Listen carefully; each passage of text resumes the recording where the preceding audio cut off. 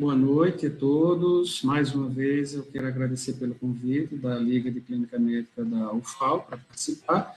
E hoje a gente vai conversar um pouquinho, debater um pouquinho sobre esse tema, que são os aminoglicosídeos, um tema relevante e bastante atual no emprego da antibiótico-terapia. Então, a gente começa falando um breve histórico dos aminoglicosídeos. É uma importante família de antibióticos que possuem grande relevância, como já foi citado na terapêutica médica. E a história dos aminoglicosídeos, ela começa em 1943, quando o pesquisador em questão, o Selman Waksman, ele descobriu que em cultivos de um fungo chamado Streptomyces griseus, obtinha-se uma substância chamada streptomicina, que veio a ser um marco no tratamento de algumas outras patologias, mas principalmente no tratamento da tuberculose, que era uma doença que graçava até aquela data sem nenhuma terapêutica específica e com uma casuística de mortalidade muito grande. Isso realmente foi um marco muito importante na terapêutica da tuberculose. A família das dos aminoglicosídeos, ele é uma família relativamente grande, bem extensa, com um número considerável de componentes. Só que a gente procurou concentrar aqui, debater aqueles que tinham alguma importância na terapêutica médica. Então, a história dos aminoglicosídeos, ela começa, como já citei, em 1943, com a descoberta da streptomicina. Em sequência, a gente fala da neomicina, que desde da sua descoberta e da sua introdução na terapêutica médica, se observou que ela tinha uma toxicidade tão grande que não permitia o seu uso por via sistêmica. Então, desde o seu lançamento, a neomicina é um antibiótico, e até hoje se mantém assim, que só se presta para utilização por via tópica. E aí, em 1963, nós tivemos a gentamicina, foi obtida a gentamicina, e já apresentou uma tolerância, ela não deixa de ter sua toxicidade, mas numa proporção muito menor do que a neomicina. Isso possibilitou a sua utilização por via sistêmica, além do que ocorreu uma ampliação do espectro antibacteriano, o que só melhorou a sua utilização. A tobramicina veio em 68, até aqui nós falamos de aminoglicosídeos naturais, eles são obtidos naturalmente em cultivos de fungos. Vamos agora abordar os chamados aminoglicosídeos semissintéticos.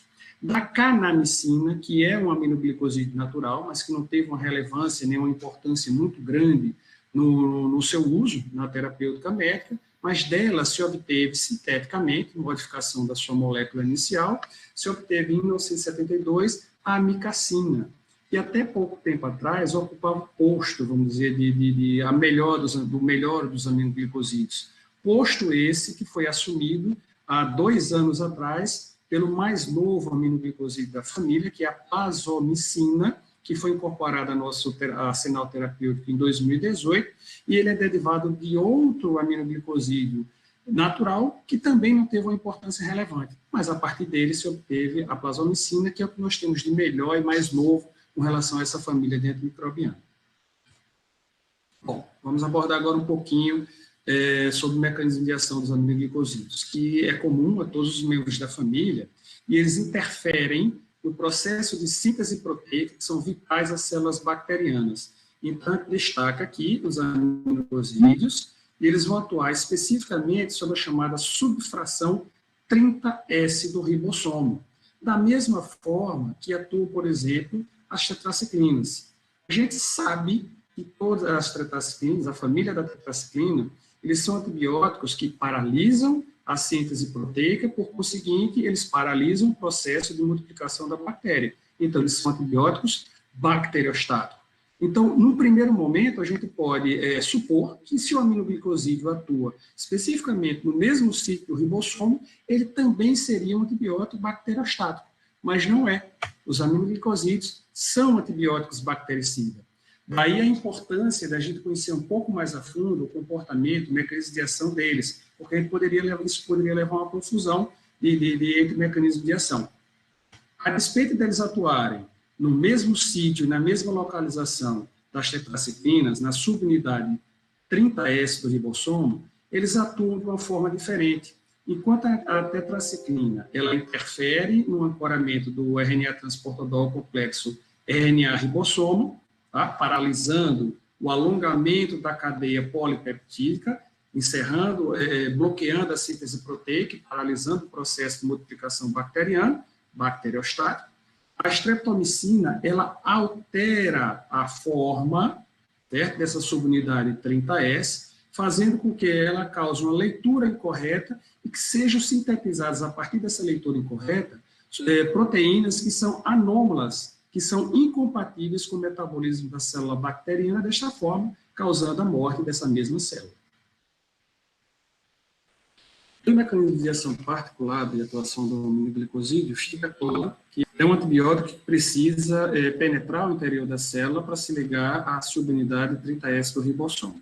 A primeira barreira que precisa ser ultrapassada é a parede celular da célula bacteriana, o qual o antibiótico faz sem maiores dificuldades, e aí ele vai se deparar com a segunda barreira a ser ultrapassada, que é a membrana citoplasmática. Aqui existe uma condição básica, sem a qual o antibiótico não consegue ultrapassar essa membrana citoplasmática. A exigência é quanto à presença de oxigênio. Sem oxigênio, essa segunda etapa da barreira não é ultrapassada. Então, com a presença do oxigênio, finalmente o antibiótico penetra no interior da célula e finalmente vai se ligar à subunidade 30S do ribossomo, causando assim seus efeitos de eliminação da vida da célula bacteriana. Então, com base no que nós já vimos aqui, a gente já consegue antever duas situações que são básicas para que o antibiótico consiga atuar. A primeira é com relação à presença de oxigênio. Então, o antibiótico ele não atua em situação de anaerobiose. Então, qualquer bactéria que esteja em meio anaeróbico, as bactérias anaeróbias, elas são naturalmente insensíveis aos aminoglicosídeos. Não é questão de resistência. Resistência é aquele fenômeno que uma bactéria tinha sensibilidade ao antibiótico e perdeu no processo evolutivo da mesma. Aqui não. Sempre todas as bactérias anaeróbicas elas foram insensíveis naturalmente aos aminoglicosídeos. E a segunda situação que a gente demanda com relação a essas capacidades de penetração do aminoglicosídeo no interior da célula bacteriana, a sinergia dos aminoglicosídeos com outros antibióticos que atuam sobre o processo de formação da parede celular, os chamados antibióticos bactericidas de parede. Então, a gente destaca um exemplo aqui da ampicilina, que é um beta-lactâmico, e como todo beta-lactâmico, é um antibiótico que atua sobre a síntese da parede celular da bactéria. Então, em algumas situações em que você associa o aminoglicosídeo com um beta-lactâmico, a ampicilina aqui em questão, mesmo que a ampicilina, ela sozinha, não consiga levar à morte da célula bacteriana, mas a alteração que ela causa nessa parede celular já propicia uma maior penetração do aminoglicosídeo, que vai chegar a níveis bem mais elevados no interior da célula. Então, isso aqui é uma sinergia verdadeira entre aminoglicosídeos e antibióticos bactericidas de parede. Falamos agora um pouquinho com relação à resistência. Existem 3 mecanismos de resistência bacteriana aos aminoglicosídeos. O primeiro é a impermeabilidade da parede celular, a gente acabou de falar, que é imperioso que o antibiótico penetra no interior da célula. E outro seria a mudança no sítio de ligação do aminoglicosídeo com a subunidade 30S do ribossomo. Esses 2 mecanismos, eles não têm uma importância muito grande, porque eles demandam que haja uma mutação genética. A bactéria precisa modificar o seu próprio material genético para que ocorra a instalação desses 2 mecanismos de resistência.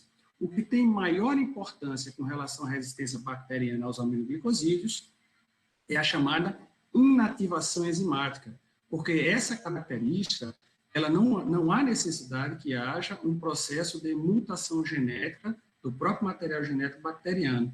Essa informação, esse aprendizado, ele é transferido por plasmídio, que é aquele material genético extracromossomo, que fica boiando ali no citoplasma de uma determinada bactéria, e essa bactéria o transfere para a segunda bactéria aqui, que aprende, entre aspas, a codificar a produção dessas enzimas que vão causar a desnaturação dos aminoglicosídeos. Então, esse é o mecanismo mais importante com relação à resistência aos aminoglicosídeos.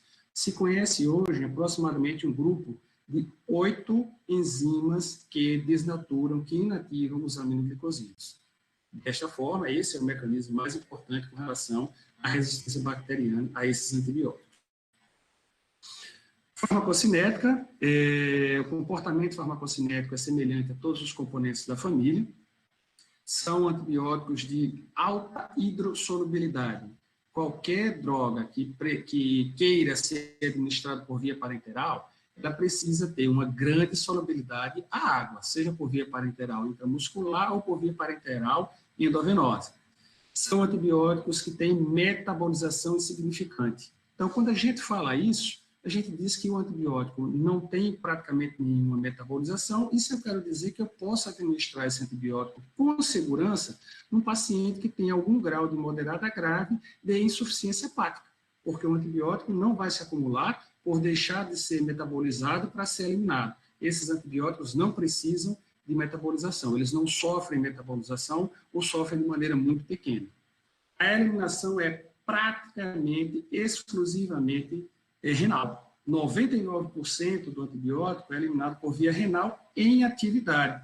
Somente 1% do antibiótico é eliminado pela via salivar fecal. Então, é um nível desprezível. Mais uma vez, a gente tira aqui a informação de que, diante de um paciente com insuficiência hepática, eu não vou ter nenhum problema e nenhum acúmulo do antimicrobiano. Já ao contrário, se eu tiver um paciente com insuficiência renal, aí sim eu vou ter problemas e acúmulos, e você vai ou precisar demandar de cálculos, regras, algumas formulações, fazer cálculos para você diminuir a dose adequada de acordo com a função renal de cada paciente, ou que muitas vezes é o mais prático, é você substituir esse antibiótico por outro. Vias de administração dos aminoglicosídeos, a gente tem um antibiótico, ele pode ser utilizado pela via tópica, ele pode ser utilizado pela via oral, e aí são indicações muito pontuais, muito pouco usadas, em situações muito específicas. E quando o antibiótico é administrado pela via oral, praticamente nada dele é absorvido. Somente 1% do que você administrar por via oral vai ser absorvido. Mas essas situações pontuais que demandam a utilização do antibiótico por via oral, é exatamente essa característica que se busca quando você usa esse tipo de antibiótico por essa via de administração. Na maior parte das vezes, esses antibióticos são usados por via parenteral. E aí a gente pode usar por via parenteral intramuscular ou por via parenteral endovenosa. Por via parenteral intramuscular, são antibióticos que vão ter uma boa absorção, níveis séricos máximos alcançados em torno de 30 minutos até 90 minutos. A via parenteral endovenosa, a maioria dos autores, eles falam que se adote critérios para você utilizar por essa via de administração. Porque a via endovenosa é aquela que seja a incidência maior de efeitos colaterais, de efeitos adversos. Então, eles pedem que se sigam alguns critérios. Quando você tiver uma inadequação da administração por via parenteral intramuscular, em situações de pacientes com caquexia importante, onde você praticamente não tem um grupo muscular para administração, em pacientes grandes queimados, onde também essa via fica prejudicada, pacientes que têm trombocitopenia, qualquer paciente trombocitopênico, a via intramuscular deve ser evitada, porque você pode levar à formação de abscesso por essa aplicação. E a outra é que só se opte pela via endovenosa em casos de infecções graves. Mas quando a gente para analisar, qual a indicação hoje de você usar o aminoglicosídeo que não seja uma infecção grave? Então, no fim, a maioria das administrações realmente são feitas por via endovenosa, mesmo utilizando esses critérios. Agora, o que se pede nessa situação é que se façam diluições, que não se administre a droga sem nenhuma diluição e que o tempo que esse antibiótico, que essa diluição vai correr, seja de pelo menos de 15 a 30 minutos, buscando com essas medidas diminuir a ocorrência dos efeitos adversos. Após você fazer essa administração, a distribuição do antibiótico, ele vai ter uma boa distribuição tecidual, determinando níveis terapêuticos no baço, líquido sinovial, espaço intersticial, e ele tem uma altíssima concentração em tecido renal, que chega a ser de 10 a 50 vezes maior que a concentração sérica. Muitos autores até falam que o rim funcionaria como uma espécie de armazém do aminoglicosídeo. E aí eles concentrariam inicialmente grandemente no rim, e à medida que sua concentração sérica fosse caindo, essa concentração renal ela seria remobilizada de volta para a corrente sanguínea, mantendo assim os níveis estáveis do antibiótico na via sanguínea. Ele consegue também determinar níveis terapêuticos no pulmão, no fígado, atravessa com dificuldade e de maneira irregular a barreira hematoencefálica, o que limita a sua utilização em processos inflamatórios do sistema nervoso central.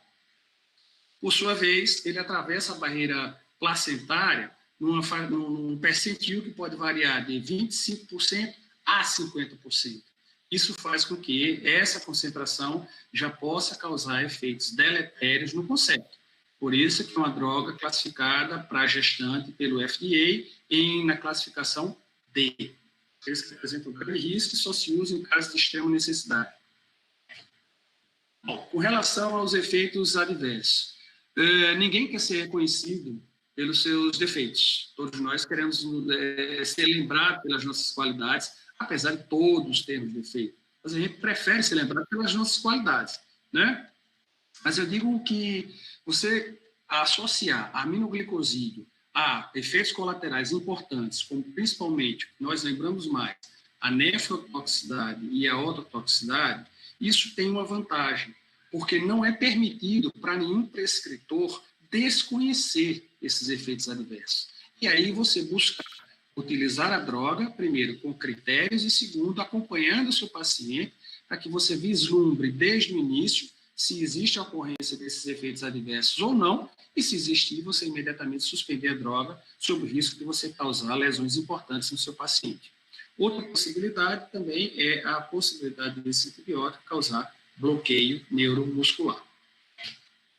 Bom, com relação ao bloqueio neuromuscular, ele ocorre com mais frequência quando se faz o uso endovenoso, mais uma vez relembrando, se não houver uma diluição substancial da droga, tá? E se a velocidade de infusão dessa droga for muito rápida. E outra situação também muito pontual, que hoje praticamente está se caindo em desuso, é a chamada irrigação peritoneal com o antibiótico. Isso acontecia, creio eu, que deve acontecer hoje com um número muito menor, quando você tinha cirurgias abertas de cavidade abdominal e se suspeitava que havia alguma contaminação na cavidade peritoneal, e o cirurgião muitas vezes abria uma ampola de aminoglicosídeo e fazia a irrigação desse peritônio. Tá? E aí a absorção era muito grande, de forma muito rápida, e poderia ensejar a ocorrência do bloqueio neuromuscular. Esse bloqueio neuromuscular, ele inibe a liberação pré-sináptica da acetilcolina e reduz a sua sensibilidade pós-sináptica. E na ocorrência dele, a terapêutica mais usual para combater esse tipo de situação é a infusão de gluconato de cálcio. Outra possibilidade de efeito adverso é a superinfecção, que é a supressão da flora microbiana residual, substituída por uma flora patógena. Então, a gente tem situações de mulheres que fazem uso de aminoglicosídeo e podem vir a aparecer com candidíase, que é um fungo que não vai responder ao aminoglicosídeo. Outra situação, que é um antibiótico que tem atuação sobre a flora coli. Essa flora coli pode ser diminuída, suprimida e substituída por uma outra flora. Aqui a gente tem uma colite chamada colite pseudomembranosa, que é por um Clostridium que não responde aos aminoglicosídeos. E aí você vai demandar aqui a introdução de outro antimicrobiano para resolver essa situação. Outra possibilidade de efeito adverso é a irritação no local da aplicação, ou seja, a mialgia, quando da administração por via parenteral intramuscular, ou a flebite, quando da administração endovenosa, mais uma vez, reforçando a necessidade da boa diluição do antimicrobiano e de uma velocidade moderada na sua infusão. Com relação particularmente à nefrotoxicidade, a gente precisa conhecer os fatores de riscos para a ocorrência desse efeito adverso, que são relacionados ao paciente, relacionado ao próprio aminoglicosídeo ou relacionado a outras drogas ao qual ele esteja sendo associado. Então, pacientes que têm o maior risco de desenvolver nefrotoxicidade são os pacientes de maior idade, os idosos têm uma facilidade maior para desenvolver isso. Se o paciente já tiver uma doença renal prévia ou a situação de desidratação desse paciente. Então, eu preciso monitorar muito bem o paciente com relação à hidratação na hora que eu uso o antibiótico aminoglicosídeo. Outro ponto que precisa ser levado em consideração é a droga escolhida. Existem alguns componentes dos aminoglicosídeos que têm uma predileção pela lesão renal maior do que outros. Outra situação que é imperioso, que na hora de eu prescrever um antibiótico dessa família eu observe, é dose e tempo de uso. Então, nós precisamos ser muito rigorosos com relação à dose e o tempo que eu vou usar o antimicrobiano. Só para dar um exemplo, se eu pensar em fazer o uso de um antibiótico, digamos, beta-lactam, uma amoxicilina, por exemplo, na hora do cálculo, eu achar que o número que eu achar seja de uma criança que vai tomar em torno de 4,5 ml, eu não vou ter nenhum problema em arredondar essa dose para cima, porque é um antibiótico, do ponto de vista tóxico, inócuo, ele não causa toxicidade. Os beta-lactamos são desprovidos de toxicidade. Outra coisa que eu preciso observar também é o tempo de uso. Eu tenho que ter algum cuidado, um cuidado bem rigoroso com relação a esses dois aspectos. Outra situação que eu preciso estar atento é na hora de eu associar este aminoglicosídeo com outras drogas que são nefrotóxicas, reconhecidamente também nefrotóxicas. Então, os glicopeptídeos, anfotericina B, furosemida, clindamicina, cefalosporinas de maneira geral, e os contrastes iodados. Então, eu preciso estar atento a essas situações. Com relação ainda à nefrotoxicidade, é obrigatório que todo prescritor que iniciar uma terapêutica com aminoglicosídeo, ele acompanhe a função renal do seu paciente. Então, é sempre bom ter uma dosagem de escória prévia, no início do tratamento, e você fazendo dosagens sequenciais para que você observe ou não alguma elevação dessas escórias nitrogenadas que possam evidenciar uma possível lesão renal, e aí você começa a pensar na possibilidade de retirar esse antimicrobiano da terapêutica. A ototoxicidade, existe alguns componentes dessa família que têm uma predileção maior pelas células ciliadas, pelo aparelho coclear, e outros têm uma ligação, uma predileção maior pelo aparelho vestibular. Então, o que pode evidenciar para mim a ocorrência de lesão do 8º par craniano é um paciente que começa a se queixar de zumbidos, perdas auditivas, aquele paciente que pode iniciar um quadro de vertigens, náuseas e vômitos. Então, diante de situações e sinais e sintomas como esse, eu preciso estar atento à possibilidade de ototoxicidade. Aqui a gente tem um exemplo de uma situação, logicamente, se foi feito numa cobaia, um animal. A gente tem aqui o aparelho coclear desse animal, previamente, antes do uso do aminoglicosídeo. E você começa a fazer uso do aminoglicosídeo em doses um pouco acima do normal, do preconizado. Já começa a se perceber aqui uma certa desorganização dessas células ciliadas e o começo de uma rarefação dessas células ciliadas. O indivíduo vai começar a apresentar algumas queixas, notadamente com relação à acusia, à hipoacusia. E aí você mantém o uso da droga. Num estado mais avançado, você já começa a perceber um desnudamento quase que completo, essa face lateral da cóclea, e se você não interromper o seu tratamento, ainda assim, insistir na terapêutica, você pode chegar a uma situação dessa, onde você tem um desnudamento praticamente completo desse aparelho coclear, um pequeno tufo de célula ciliada aqui. Isso aqui é surdez e é irreversível. Ei, você estudante, já está sabendo da novidade? O Jaleco está de cara nova. A plataforma foi totalmente reformulada e está com um visual mais intuitivo e moderno.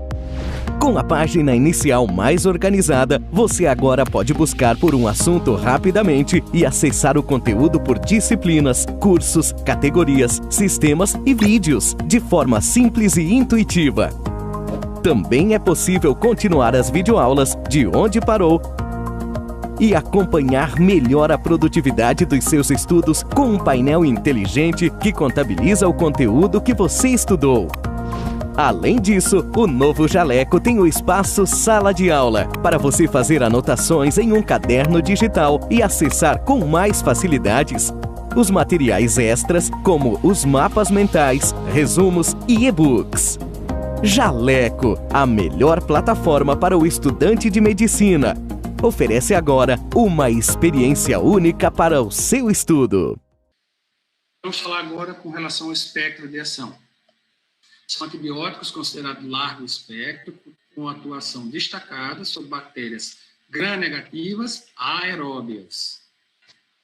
Então, são antibióticos que atuam sobre Salmonella, Escherichia coli, Klebsiella, Enterobacter, tem atuação boa sobre Providência, Morganella, Brucella e Neisseria.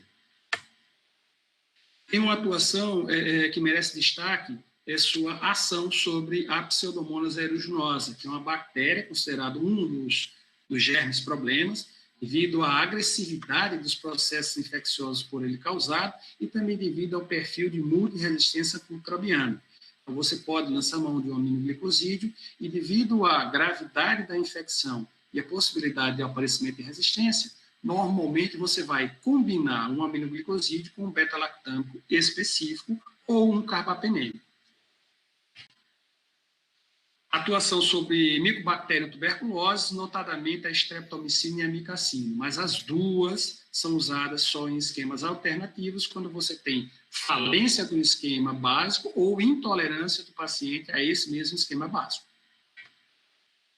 Staphylo aureus, e aqui eu estou falando logicamente do Staphylo aureus meticilino resistente, tá? Notadamente se for de ambiente nosocomial, se for de ambiente hospitalar, que é também junto com pseudomonas e outras bactérias como a Cinetobacter, Klebsiella pneumoniae, Carbapenemase, são antibióticos considerados germes problemas. E aqui você pode também lançar mão de um aminoglicosídeo tipo gentamicina ou amicacina, associado a um beta-lactâmico como a oxacilina ou a um glicopeptídeo como a vancomicina ou a teicoplanin.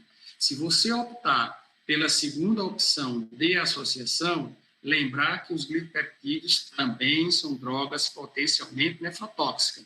Então, se você já tinha algum cuidado com relação ao rim desse paciente que está usando aminoglicosídeo, na hora que você associa com o glicopeptídeo, a sua atenção deve ser redobrada. Lembrando, mais uma vez, que a gente já citou, que todos os anaeróbios são naturalmente insensíveis. Vamos abordar agora um pouquinho sobre cada um desses membros da família que a gente falou. A streptomicina foi isolada por Selman Waxman, certa partir de culturas do Streptomyces griseus, foi a primeira arma eficaz não só contra bactérias gram-negativas, mas também contra a Mycobacterium tuberculose.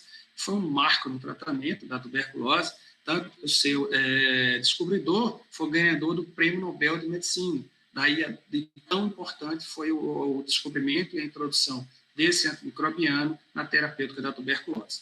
Ele compartilha com os demais membros as características gerais, mas merece um destaque a sua elevada ototoxicidade.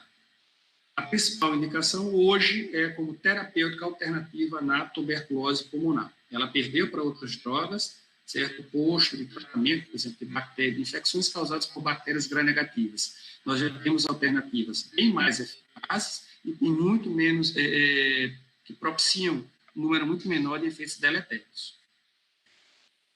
A posologia para adulto é de 1 grama dia, para criança de 25 a 30 miligramas por quilo dia.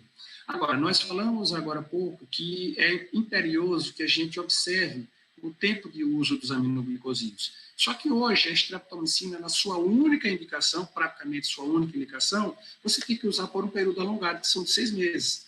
Então, a possibilidade de efeito adverso ocorrer nesse paciente é bem maior, e a gente tem que estar vigilante com relação ao aparecimento dessa situação.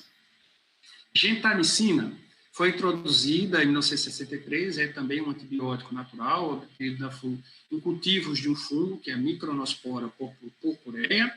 É uma substância complexa, formada por 3 frações, a C1, C1A e C2, apresenta a mesma atividade farmacocinética já descrita para todo o grupo, nenhuma modificação, e ela tem uma boa indicação em infecções por bacilos gram-negativos, particularmente as infecções causadas pela pseudomonas, mais uma vez relembrando que não dá para você atuar numa infecção por pseudomonas com monodroga, normalmente a gentamicina vem associada a um beta-lactâmico. Quando eu falo beta-lactâmico, eu estou me referindo de terceira geração, cefalosporina de terceira geração para cima, nada abaixo disso, tá? Ou um carbapenêmico.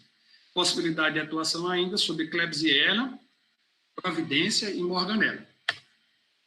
Algumas situações que podem demandar do uso da gentamicina, é a faceite ou celulite necrotizante determinada pela Pseudomonas. Dá para a gente observar que são lesões graves, que são lesões destrutivas e de uma velocidade de instalação muito grande. Então, a gente precisa realmente de um antibiótico que seja bastante atuante, normalmente uma associação de antibióticos que sejam bastante atuantes sobre esse tipo de bactéria. Nas meningites, a gentamicina pode ser usada. Então, vocês vão se perguntar que um pouco antes eu falei com relação à farmacocinética dos aminoglicosídeos, que tinha uma dificuldade em ultrapassar a barreira hematoencefálica e quando faziam com irregularidade. E como que eu estou falando agora que o antibiótico, a gentamicina, ela pode ser usada na meningite? Mas aí vamos às explicações. Primeiro, ela não tem indicação a não ser meningite de recém-nato. Saiu dessa idade, você não tem indicação de utilização da gentamicina. E a explicação para que você possa utilizar nessa faixa etária de idade, se for acometido por meningite, é que nessa faixa etária, a maior parte dos agentes causadores de meningite são enterobactérias, que são bactérias que normalmente são muito sensíveis à gentamicina. Outra situação que a gente conta, tá? Além dele vir associado com a ampicilina, que a gente já explicou o motivo dessa associação lá atrás, é a presença, certo, de um certo grau de imaturidade na barreira encefálica do recém-nato, contando ainda com a presença do processo inflamatório. Qualquer barreira, no caso a barreira hematoencefálica, que esteja inflamada, ela não tem a mesma capacidade que uma barreira hematoencefálica íntegra. Então, somado todas essas situações, ser enterobactéria, contar com a imaturidade da barreira hematoencefálica e, ainda assim, essa barreira hematoencefálica está acometida por um processo inflamatório, isso faz com que essa associação de aminoglicosídeo com ampicilina seja a primeira linha para tratamento de meningites dos recém-nascidos. A possibilidade ainda de uso tópico, sob a forma de colírios e pomadas oftálmicas, possibilidade ainda de uso de pomadas em situações de infecção de pele, quem tem um zoster, é oftálmico, com infecção secundária, tem uma boa indicação do uso da gentamicina nessas situações aqui explicitadas. Posologia da gentamicina, lembrando mais uma vez que é uma posologia que a gente chama de amarrada, você não se permite grandes variações com relação à droga, principalmente ultrapassar o limite máximo de utilização dela. Essa posologia seria de 3 a 5 miligramas por quilo dia, fracionada de 8 a 8 horas, em 3 tomadas diárias, de 12 em 12 horas, 2 tomadas diárias, ou se a situação clínica do paciente permitir, podendo até chegar à aplicação única diária. Passemos para o componente seguinte, que é a cobramicina. Se estavam desenvolvendo e pesquisando sobre um dos aminoglicosídeos, chamado nebramicina, que era uma estrutura complexa, formada por vários fatores, e se observou que o 6º fator dessa estrutura complexa é o que tinha melhor atuação antimicrobiana. Os demais não tinham uma atuação muito boa. Então, se isolou esse 6º fator e, a partir dele, se obteve a tobramicina. Ele tem um comportamento muito semelhante à gentamicina, o qual, inclusive, tem resistência cruzada praticamente completa. Então, uma bactéria que seja resistente à gentamicina, certamente o será também a tobramicina. Não há possibilidade aqui de se trocar um antibiótico tipo gentamicina por outro antibiótico tipo tobramicina. A posologia também é igual, de 3 a 5 miligramas, administrado a cada 8 horas, por via intramuscular ou por via endovenosa. Existe também a possibilidade do uso da tobramicina sob forma de colírio e pomadas oftálmicas. Amicacina. A gente começa a entrar agora nos aminoglicosídeos semissintéticos. É um aminoglicosídeo semissintético derivado da kanamicina, foi sintetizado por Kawaguchi em 72 no Japão, encontra boas indicações nas já especificadas para todos os demais aminoglicosídeos, com destaque para sua melhor atuação sobre cepas resistentes aos demais componentes do grupo. Lembrar que, quando eu falei de resistência bacteriana aos aminoglicosídeos, eu citei que a mais importante mecanismo de resistência é a inativação enzimática, e que existia um grupo de aproximadamente 8 enzimas que inativavam os aminoglicosídeos. Então, destas 8 enzimas, somente 2 inativam a amicacina. Então, aqui, certo, ele sofre uma menor inativação enzimática. Então, aquela situação que eu acabei de citar, de se você tem um perfil de resistência à gentamicina, você não deve trocar pela tobramicina, porque lá a resistência é cruzada total, aqui não. Então, algumas situações em que você inicia a terapêutica com a gentamicina e você nota sinais de resistência, de falência de terapêutica, você está permitido a trocar pela amicacina devido à menor possibilidade dessa inativação enzimática. Então, aqui, essa troca é permitida. Também tem indicação em situações de gravidade, não é um antimicrobiano para ser usado em qualquer tipo de situação, de qualquer processo infeccioso. Então, a gente lembra dos aminoglicosídeos, particularmente aqui falando da amicacina, em situações como a septicemia, infecções graves cutâneas causadas pelo Staphylococcus aureus. A gente tem aqui um caso terrível de uma chamada síndrome da pele escaldada, que é uma dermatite necrotizante extremamente importante, causada pelo Staphylococcus aureus, e aí você precisa de drogas que sejam realmente muito eficazes nessa situação, para que você possa debelar o mais rápido esse quadro infeccioso. Celulite por pseudomonas, a gente já citou, não precisa novamente explicitar a gravidade das situações, e no caso aqui específico também falando da pneumonia pelo Staphylococcus aureus. Quando você pega um paciente que faz uma situação dessa, de abscesso pulmonar, a gente observa a lesão por abscesso pulmonar, o agente mais envolvido nessa situação é o Staphylococcus aureus. Então, entre as várias alternativas que você vai lembrar de utilizar para combater essa situação infecciosa, você vai lembrar também da amicacina, é uma droga que pode ser utilizada nessa situação. Os efeitos colaterais e as limitações são as mesmas que já foram descritas para todos os componentes do grupo, destacando que ela tem uma farmacocinética bem mais vantajosa em relação aos demais. Então, é um antibiótico que eu vou fazer 15 miligramas por quilo por dia, parcelado em 2 tomadas, a cada 12 horas. Neomicina é um antibiótico, voltamos aqui aos antibióticos naturais, né? É obtida em culturas de um fungo, que é o Streptomyces fragilis. Ela veio em 1949, também é uma estrutura complexa, formada pelas frações A, B e C, sendo que a fração B é a fração que tem maior atividade antimicrobiana. Uma ação que merece destaque com relação à neomicina, que a gente não observa em nenhum dos outros aminoglicosídeos, até agora falado, é sua ação sobre Streptococcus. E é uma atuação muito boa para um antibiótico que só se utiliza por via tópica. Então, você tem a possibilidade de combater situações de infecção de pele superficiais, como impetigo, foliculite, onde você tem a suspeição do envolvimento do Streptococcus. Lembrando que o Streptococcus ele tem uma capacidade invasiva bem menor do que o Staphylococcus. Então, muitas vezes, quando a gente se depara com situações de infecção de pele mais aprofundada, como abscessos, então você leva, às vezes, a suspeição de que ali pode haver um Staphylococcus. Ao contrário de outras situações, como foliculite, impetigo, infecções mais superficiais, você pensa na possibilidade de Streptococcus e neomicina, que tem uma boa indicação. A gente já citou que, devido à sua acentuada nefroiotoxicidade, ele pode, se fosse utilizado por via parenteral, rapidamente determinar o surgimento de insuficiência renal e surdez irreversível. Ele só é utilizado por via tópica. Em situações muito pontuais, ele pode ser utilizado por via oral. É utilizado principalmente sob formas de pomadas, cremes, soluções tópicas e colírio. Tá? Na maioria dos pacientes, o nível de absorção dessa droga pela pele, às vezes por lesões pequenas, é mínimo. Então, a possibilidade de causar algum efeito adverso relacionado ao rim ou ao aparelho auditivo é muito pequena. Mas ter cuidado naqueles pacientes que têm uma área de desnudação de pele muito grande.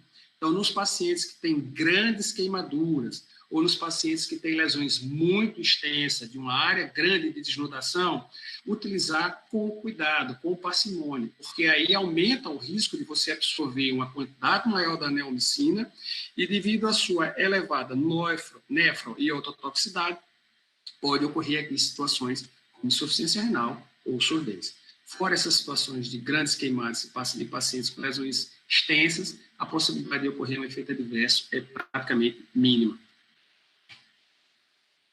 Pode ser utilizada por via oral, em situação, como já citei, muito pontual, quando se faz preparo do cólon para a cirurgia. É um paciente que vai fazer a cirurgia e que vai haver necessidade de abertura do intestino, do cólon, e aí o risco de contaminação é maior. Você tenta, com a administração dessa droga, fazer uma redução da flora intestinal para que você minimize ou você mitigue a possibilidade dessa contaminação em parede, intracavidade abdominal. A dose recomendada nessa situação é de 100 mg por quilo, administrado uma vez ao dia. Passamos agora para o mais novo, o mais recente, que se tem de melhor, o mais contemporâneo dos aminoglicosídeos, que é a plazomicina. É um aminoglicosídeo semissintético de nova geração, é um chamado neoglicosídeo, aspeados, né? É um derivado semissintético da cizomicina, mantém as mesmas características da família. Essa droga, ela prometia, certo, uma coisa que seria inédito com relação aos aminoglicosídeos. Na sua fase de testes, enquanto ainda estava em fase de pré-lançamento, nos testes fase 2, fase 3, havia uma expectativa que ela não fosse nefro- e ototóxica. Infelizmente, essa expectativa caiu por terra. É uma droga que mantém ainda com todos os membros da família a capacidade de nefro- e ototoxicidade. Mas o que não deixa, o que mantém a nossa muito boa, agora digo, não expectativa, mas a nossa muito boa surpresa com relação a essa droga, esse novo neoglicosídeo, são características do ponto de vista de atuação bacteriana que foi muito expandida. A plazomicina, ela tem um melhor farmacodinâmica, ela tem um menor índice de resistência e tem uma ampliação de espectro. Quando a gente abordou o assunto de macrolídeos, a gente citou a preocupação que todo prescritor de antibiótico tem com relação ao desenvolvimento de resistência bacteriana. Tá? De todos os fármacos que a indústria lança, o único que tem um prazo de validade, certo? Que perde a sua capacidade, que perde a sua potência com o passar dos anos, é o antimicrobiano, porque você começa a selecionar cepas que são resistentes, certo? E essas vão começando a aparecer em número cada vez maior. Então, é fácil para um antimicrobiano que foi lançado há 2 anos atrás, falar que ele tem um índice menor de resistência com relação a outros da mesma família que já estão em uso há mais de 20, 30, às vezes 40 anos. Né? Então, esse antimicrobiano ainda tem um índice de resistência pequeno. Como eu citei anteriormente, existia uma expectativa que ele não tivesse a capacidade, certo, os efeitos indesejados dos antimicrobianos dos aminoglicosídeos, que é a nefrotoxicidade, a ototoxicidade e a possibilidade de bloqueio neuromuscular. Essas características, infelizmente, foram mantidas.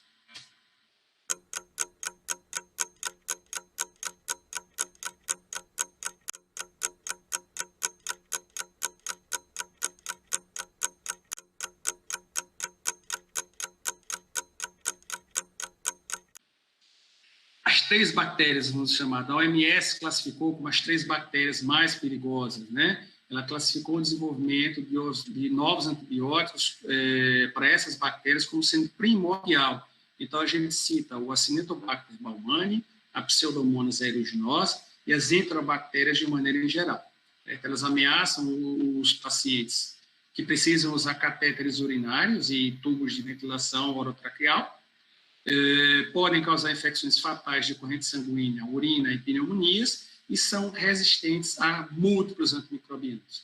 Então, esse perfil de resistência faz com que a indústria farmacêutica busque cada vez mais novos componentes para fazer frente a essas bactérias. Tá? E esse componente, a plazomicina, é um lançamento recente que é muito bem utilizado nessas situações aqui abordadas. Então, o espectro da plazomicina inclui as enterobactérias, notadamente aquelas com perfil de resistência estendido às beta-lactamases, que nós denominamos de SBL, ou resistência até a outros aminoglicosídeos da própria família e as carbapenemas. Então, a gente está falando aqui de Escherichia coli, com padrão ISBL, Klebsiella, com resistência às carbapenemas, a Klebsiella pneumoniae, a chamada KPC, Proteus mirabilis e os enterobacters.